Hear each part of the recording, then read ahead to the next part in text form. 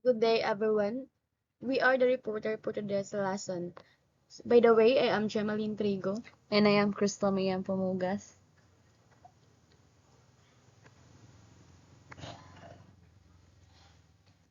Bueno. The silent way is an approach to teaching language that is based on explicit ideas about how people learn, about the nature of language, and about how foreign language are best taught. So applied in the classroom, they lead to the teacher being largely silent, a striking aspect of the approach which give it its name.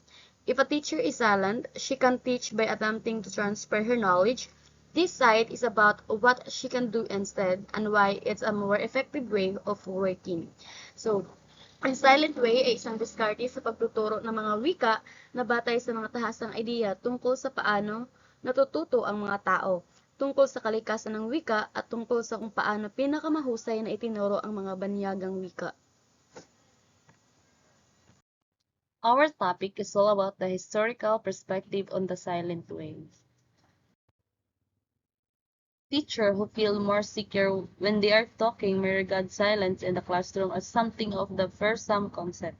Yet, in 1970s, Khaled Gatigno was able to gain some ground against this prejudice when he formulated a unique language teaching system which came to be known as the silent way. Si Galib Gatigno ay nagdevelop ng isa pamamaraang tinatawag na silent way noong dekada 1970 para sa pagtuturo ng wikang ito ay nagbibigay diin sa kakaunti o walang pagsasalita ng guro sa loob ng silid-aralan. Sa halip, tinutuon nito ang paggamit ng visual aids, galaw at mga bagay para pagturo ng mga konsepto ng wika. In contrast, the silence in this approach is used to focus student attention, elicit their responses, and encourage them to correct their own errors. Rather than a clear-cut teaching methodology, the silent way constitutes the game-like approach to teaching a foreign language that has been based on careful observation of the working of the mind. Sa contract, tradisyonal na paraan ng pagtuturo, ang katahimikan sa silent way ay ginagamit upang mag-concentrate ang atensyon ng mga mag-aaral. Hinakayat silang magbigay ng kanilang mga sagot, ang mga itaguyod ang kanilang kakayahang mag-correct ng sarili nilang mga pagkakamali.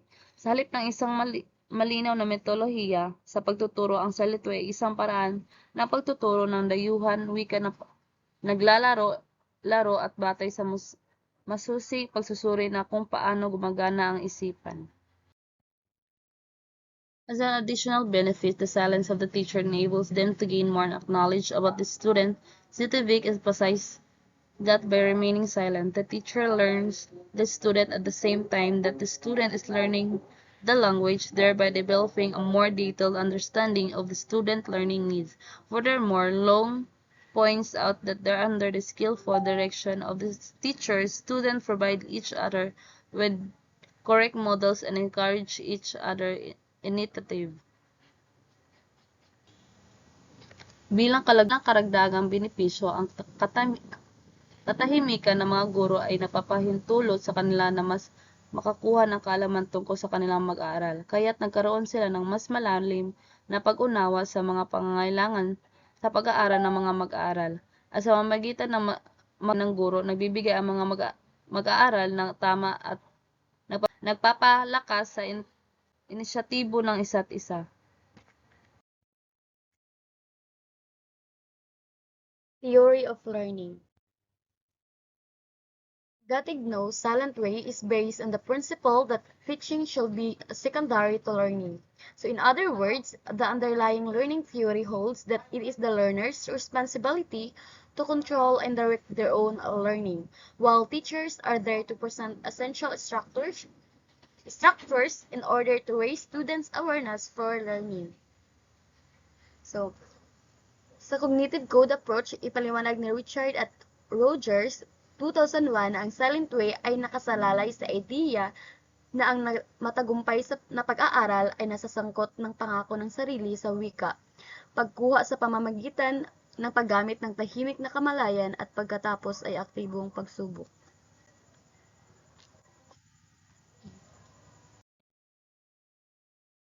The awareness stage, in which students are guided by the teacher to understand that there is something new to be explored. So, ang yugto ng kamalayan kung saan ang mga mag-aaral ay ginagabayan ng guro upang maunawaan na may bagong bagay na dapat tuklasin. The exploration stage, in which learners experience the new material through practicing it in order to build comprehension. So, ang yugto ng pagsasaliksik kung saan nararanasan ang mga mag-aaral ang bagong material sa pamamagitan ng pagsasanay nito upang magkaroon ng pag-unawa.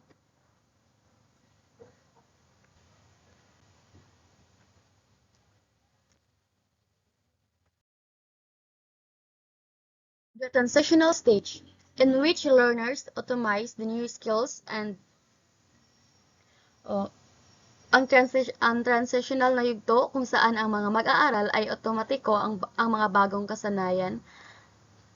At the transfer stage, in which students acquire and transfer the new skills to the rest of their lives. Kung saan nakukuha at inililipat ang mga mag-aaral ang mga bagong kasanayan sa natitirang bahagi ng kanilang buhay. There are three principles. First, learning is facilitated through discovery and creation, not memorization or repetition. Learning is enhanced with the student engaged in discovery and creative processes rather than relying on rote memorization or repetition. Second, learning is facilitated by accompanying physical object and manipulatives. Learning is enhanced by using physical object and manipulatives as the tools that assess and the educational processes. Learning is facilitated by problem solving related to the material to be learned. Learning is made more effective when a student engages in problem solving activities that are connected to the object matter they are trying to understand. Theory of language. So language is not just a series of vocabulary items to be memorized and or structures to be practiced, but also a functioning mechanism that develops as the student experiences it and uses it to express the self. And furthermore, there is a distinction between self-expression and communication. So, while communication occurs only when both the producer and the receiver of the message show sensitivity and openness to the message shared between them. So, self-expression can be developed by students with the help of a teacher who guide them in learning to express their thoughts, feelings, or opinions in the target language. Instructional practices in the silent way. So next, these are the 4 stages of learning according to the silent way as follow. So stage 1, initial encounter with the unknown. Students get ready for learning through a teacher's attempt to raise awareness about language. So, ang mga mag-aaral ay naghahanda para sa pag-aaral sa pamamagitan ng pagtatangka ng guro na itaas ang kamalayan tungkol sa wika. Stage 2, practice of skills. So skills become developed enough to be applied in diverse situations. Learners can direct their own practices. So ang mga kasanayan ay naging sapat na binuo upang mailapat ang magkakaibang mga sitwasyon. Maaaring idirekta ng mag-aaral ang kanilang sariling pagsasanay. So stage 3, mastery of skills. Students challenge themselves by expanding on their skills. So, hinahamon ng mga mag-aaral ang kanilang sarili sa pamamagitan ng pagpapalawak ng kanilang mga kasanayan. So, stage 4, application of skills. So, skills become completely automatic as skills are subordinated in order to meet further challenges. Ang mga kasanayan ay naging ganap na otomatiko, ang mga kasanayan ay nasasakupan upang matugunan ang mga karagdagang hamon. And that's all. Thank you.